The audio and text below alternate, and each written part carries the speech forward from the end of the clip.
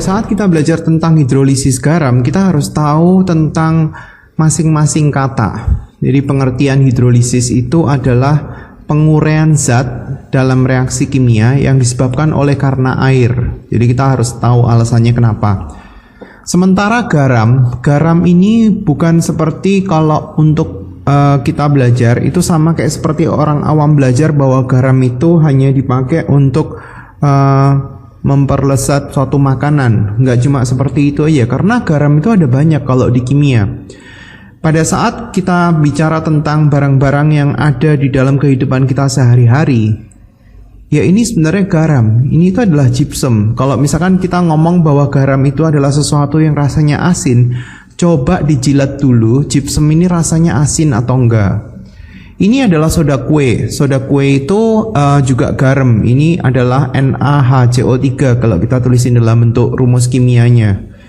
Ini juga enggak asin sebenarnya kalau misalkan mau dicoba. Ini buat bahan pengembang kue supaya kue itu kelihatan lebih gendut atau mungkin lebih menarik untuk dipandang. Ini adalah kapur, kalsium karbonat, dan ini juga bukan sesuatu yang asin. Jadi kalau misalkan kita mau membayangkan bahwa garam itu adalah sesuatu yang asin, itu lupakan pada saat kita belajar tentang kimia, karena nggak selalu dia itu asin. Pada saat kita belajar tentang asam, kita tahu bahwa dia punya kation ion positif itu adalah H+. Anionnya itu apapun dia, pokoknya dia nggak boleh OH-, O2- atau H-. Dan ini disebut sebagai ion sisa asam. Nah, ion sisa asam itu siapa? Ya banyaklah. NO3- lah, CH3COO- lah, atau S2- lah, Cl- lah, Br- lah. Ini banyak sekali, dan ion sisa asam ini dikasih simbolnya itu adalah X atau Z. Jadi kalau asam kita mau tulisin HX boleh, HZ boleh, H2X boleh, H2Z boleh, H3X boleh, H3Z boleh, terserah. Itu adalah simbol untuk asam. Untuk basa, petunjuknya adalah anionnya, kationnya apapun dia, kecuali H+, dan ini dinamakan sebagai ion logam. Semuanya itu logam, tapi ada satu ion yang bukan logam, yaitu adalah NH4+ atau ion amonium. Nah, untuk simbol ini dikasih simbol L atau M. Jadi untuk basa kita mau kasih simbol LOH boleh, MOH boleh, LOH 2 kali boleh, MOH 2 kali boleh, atau MOH 3 kali boleh. Nah, garam itu adalah paduan daripada asam sama basa. Jadi kalau misalkan kita bikin reaksi asam sama basa, itu hasilnya adalah garam dan air. Nah, demikian juga kalau misalkan kita mau bikin reaksi hidrolisis daripada garam. Nah, reaksinya itu tinggal dibalik sebenarnya. Jadi ini dibalik itu jadi itu. Jadi reaksi hidrolisis daripada garam adalah garam itu sendiri ditambah sama air. Nah, nanti akan menghasilkan asam dan basa. Jadi kebalik daripada kita belajar tentang pH yang sebelumnya. Jadi garam itu adalah paduan daripada ion logam untuk kationnya atau ion NH4+. Nah, sementara yang di anion itu adalah ion sisa asam. Nah, itu semuanya garam. Jadi kita mau paduin apapun sama ini, itu akan menghasilkan garam. Pokoknya bukan H+ ya ionnya ya. Pada saat kita belajar tentang garam ini sebenarnya ada 4. Jadi pada saat kita mau bikin paduan antara asam dan basa, itu ada 4 kemungkinan. Asamnya kuat, basanya kuat, tapi terlebih dahulu kita harus tahu loh asam kuat itu siapa aja. Nah, asam kuat itu ada 6, dan ini harus dihafalin. HCl, HBr, HI, terus kemudian H2SO4, HNO3, dan asam perklorat HClO4. Ini mesti dihafalin. Basa kuat itu adalah basa golongan 1A dan 2A kecuali berilium sama magnesium. Nah, semuanya itu dinamakan sebagai basa kuat. Jadi tinggal ngafalin yang kuat, sisanya itu yang lemah, karena yang lemah lebih banyak. Jadi pada saat kita memadu mereka, itu bisa kuat lawan kuat. Saya singkat ya, asam kuat sama basa kuat, asam lemah sama basa kuat. Jadi Al, BK. Terus kemudian di sini asamnya yang kuat, basanya yang lemah. Kebalikannya, asam kuat tambah basa lemah, atau bisa asam lemah, basa lemah. Dua-duanya lemah. Nah, sekarang bagaimana kita caranya bisa membedakannya? Berarti mesti tetap hafal yang ini kan, dia termasuk kuat atau lemah. Nah, kalau dia itu dua-duanya kuat, itu dinamakan sebagai garam yang tidak mengalami tidak terhidrolisis. Kalau yang satu itu lemah, maka dia akan terhidrolisis sebagian. Jadi mesti tetap hafal kan, siapa yang kuat dan siapa yang lemah. Nah, yang ini itu adalah terhidrolisis total.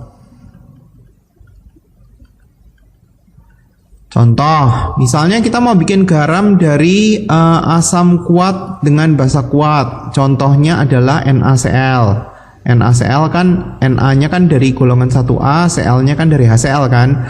Nah, ini kalau dia itu mengalami hidrolisis, maka NaCl ini akan mengalami ionisasi Na plus dan Cl min, tetapi dia nggak mengalami hidrolisis. Kalau dia nggak mengalami hidrolisis, berarti artinya nggak ada reaksi hidrolisisnya. Jadi dia nggak bisa mengalami hidrolisis, nggak bisa terurai. Kalau yang kedua, kita punya asam kuat ditambah sama basa lemah. Basa lemah, misalnya asam kuatnya saya ambil dari H2SO4, SO4 2-. Terus kemudian basa lemahnya kita ambil dari NH4+. Berarti dia akan muncul garam, yaitu adalah amonium sulfat NH4 2 kali SO4. Nah, karena dia itu ada yang lemahnya, ada sifat lemahnya yaitu yang di NH4-nya, maka pada saat kita bikin reaksinya itu panahnya bolak-balik. Nah, ini baru bisa terionisasi jadi 2NH4+ Aq ditambah sama SO4 2- Aq. Nah, siapa yang mengalami hidrolisis? Yang ini, yang lemah ini. Jadi di sini kita bisa bikin reaksi hidrolisisnya yaitu NH4+ Aq ditambah sama H2O. Nah, sekarang kalau misalkan kita lihat, ini panahnya juga bolak-balik ya. Ini sifatnya apa? Ini adalah garam yang karena asamnya lebih kuat, dia nanti adalah garam yang bersifat asam. Kalau garam yang bersifat asam, nanti pH-nya akan di bawah 7. Karena dia sifatnya kan asam, karena asamnya kan lebih kuat kan. Nah, karena dia itu bersifat asam, berarti nanti di sini akan muncul karakter asam daripada katakanlah ini. Nah, ini berarti kita bisa tulis dia sebagai basa konjugasi. Masih ingat nggak tentang Lewis? Bukan Lewis ya. Teori asam basa Bronsted-Lowry. Jadi dari sini kalau misalkan kita mau nyari tahu asamnya, berarti kan kita harus tambahin H+ kan. Jadi H2O-nya kita tambahin H, terus kemudian kita tambahin muatan plus. Berarti di sini akan muncul H3O+. Nah, kalau itu adalah pasangan asam dan basa konjugasi, berarti ini adalah asam dong. Terus kemudian yang di sini adalah basanya. Jadi kita tinggal cari tahu pasangannya siapa. Berarti yang asam ini kan kelebihan H+ kan. Kalau dia kelebihan H+, berarti di sini hanya itu kita kurangi 1, terus kemudian kita kasih muatan -1, sehingga kalau misalkan kita kurangin, berarti hasilnya NH3 plusnya ini sama minusnya itu berarti kan jadi netral kan. Nah, reaksinya seperti ini. Ini yang pertama itu penguraian daripada garam, terus kemudian baru ini itu adalah reaksi hidrolisisnya. Reaksi hidrolisis daripada garamnya itu sendiri. Itu kalau asamnya kuat, basanya lemah. Bagaimana kalau sekarang asamnya itu lemah, basanya itu kuat? Misalnya kita ambil contoh, ini itu dari ion amonium, ion asetat. Basanya kita ambil dari ion misalkan natrium. Berarti kita punya CH3COONa. Kalau ini mengalami ionisasi, berarti panahnya bolak-balik karena dia ada sifat yang lemahnya. Nah, sifat yang lemahnya kan ini CH3COO-. Nah, yang ini yang mengalami hidrolisis. Berarti kalau misalkan kita tulis CH3COO- Aq ditambah sama air H2O, ini panahnya juga bolak-balik. Karena ini adalah garam yang bersifat basa. Kenapa? Karena basanya basa kuat, sehingga nanti pH-nya itu akan di atas 7. Nah, kalau dia bersifat basa, berarti di sini ini akan muncul sifat basa di sini. Ini akan muncul sifat asam. Ya berarti hanya dikurangi kan, terus kemudian dikasih min, berarti hanya dikurangi hanya tinggal 1, terus kemudian ada min 1. Nah, berarti di sini bersifat sebagai basa, sementara ini bersifat sebagai asam. Kita cari tahu pasangannya. Berarti dari sini ke sini ditambah dengan H+, maka dia akan muncul CH3COOH. Nah, ini adalah reaksi hidrolisisnya.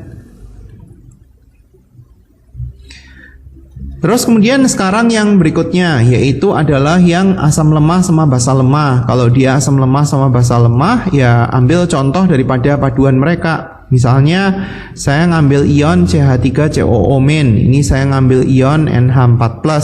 Berarti kita punya CH3COONH4.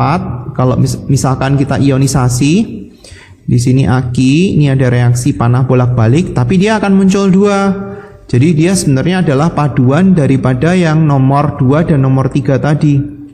Jadi di sini ada CH3COO- ditambah sama H2O, numpang yang atas ini, reaksi yang ini. Ini ada reaksi bolak-balik. Di sini akan muncul CH3COOH ditambah sama OH-.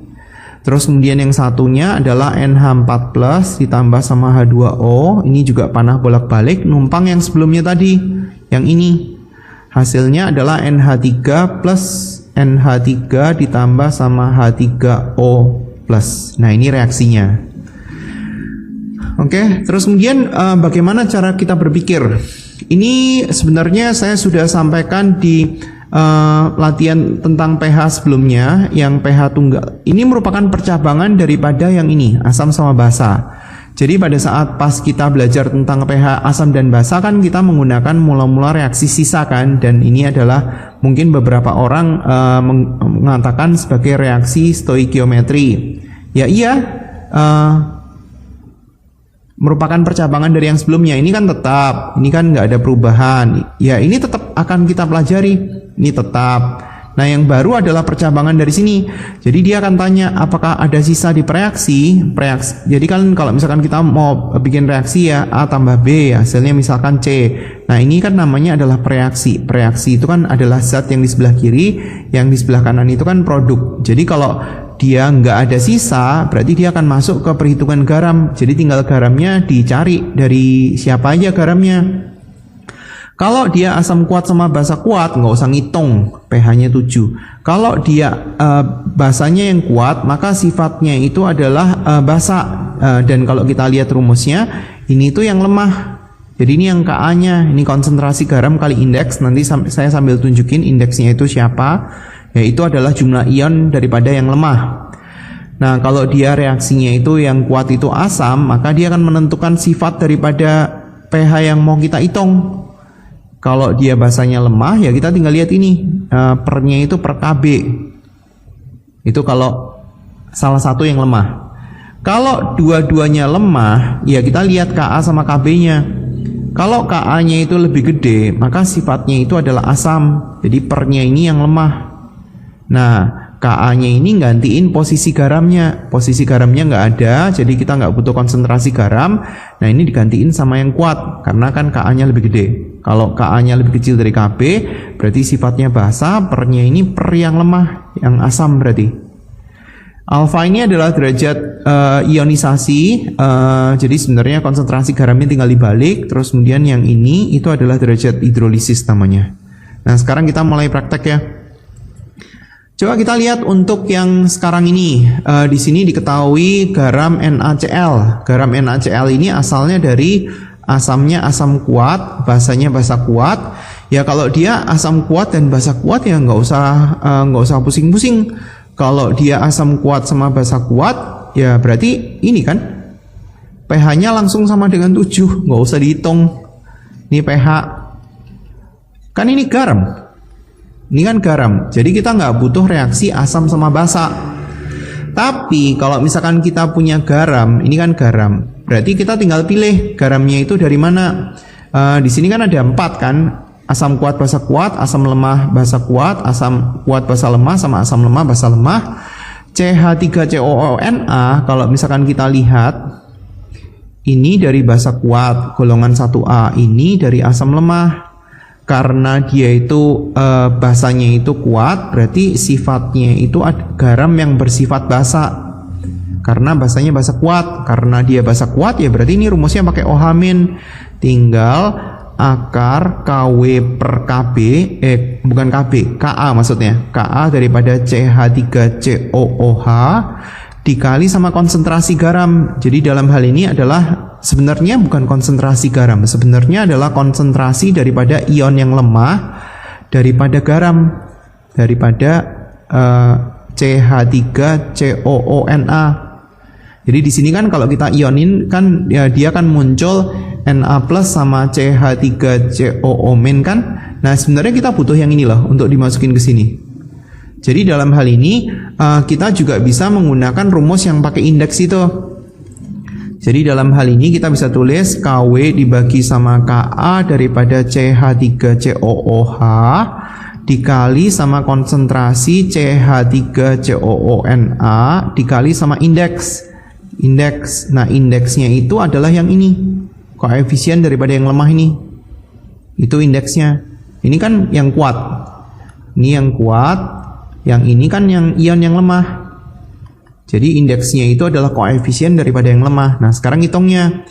KW kan kalau suhunya nggak dikasih tahu, berarti kita ngomong bahwa suhunya dia itu 25 derajat Celcius, berarti KW-nya 10 pangkat 14. Ka-nya tinggal ditulis 18 kali 10 pangkat 6. Bikin supaya dia itu jangan koma-komaan ya, karena ngitungnya lebih gampang.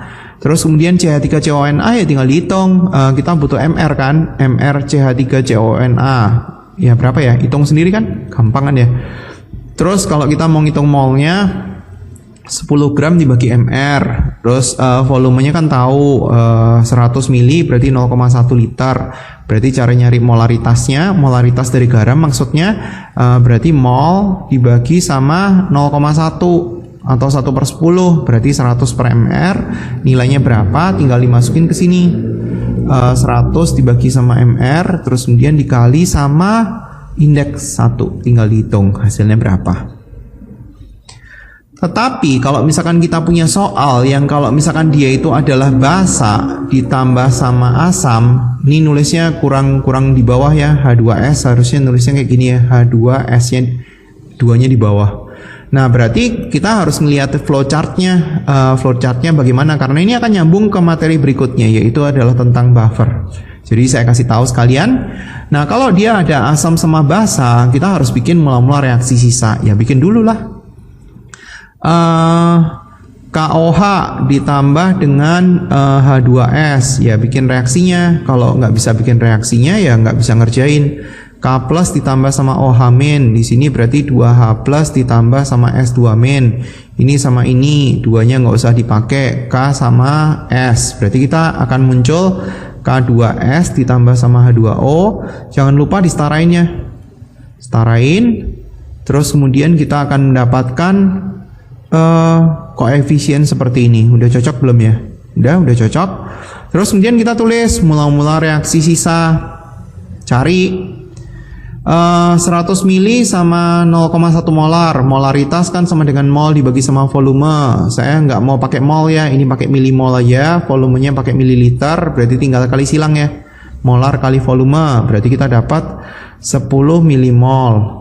Terus kemudian H2S-nya 5 kali 0,1 berarti 5 milimol. Kita cari tahu faktor pengalih terkecil ya, kayak seperti reaksi pembatas kan. Dari sini mau ke sini dikali 5, dari sini mau ke sini juga dikali 5. Berarti dua-duanya sama-sama habis bereaksi dong. Ya bukan? Dah? Nah, terus kemudian kita bisa isi teman-teman yang lain. Koefisiennya sebenarnya sudah setara belum sih? Hanya ada 2. Oh, udah setara. 5, 5. Oke. Karena kalau misalkan koefisiennya belum setara ya kerjaannya bakalan salah. Nah kalau kita sudah tahu